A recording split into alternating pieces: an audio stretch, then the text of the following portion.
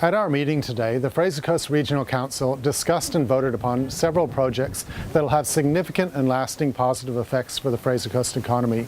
Both of these projects will boost local jobs. $66 million of new investment will create up to 300 new jobs across the Fraser Coast region as 2 new manufacturing businesses move into our region. The Council is working with the Rheinmetall Naya joint venture to establish a $60 million factory in Maryborough and Astro Aero to establish an aircraft manufacturing plant at the Hervey Bay Airport. We're establishing a world-leading advanced forging and manufacturing capability in Maryborough. So we're aiming to produce around 30,000 artillery shell casings a year, a little more at peak production. These shell cases won't have any high explosive in them, but they will be some of the most advanced artillery shell cases in the world.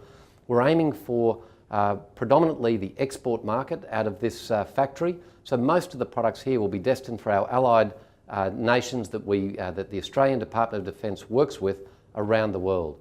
We're aiming to get underway as soon as we can. Construction is scheduled to start middle of 2019. The project will be creating around 100 full-time jobs dedicated just to the factory. The Fraser Coast Council has been extremely proactive in supporting this project from the minute we brought it to them. They actually had a very short lead time between when we approached them and when we had to submit our proposal for the Regional Growth Fund, which was the federal government grant, which is substantially funding a big portion of the investment here.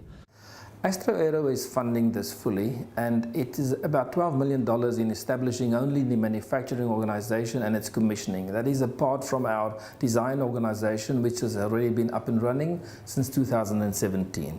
Immediately after completing the hangar construction, which is estimated to be middle of 2019, we'll commence with building the prototype. That should take us through to around about the end of 2020.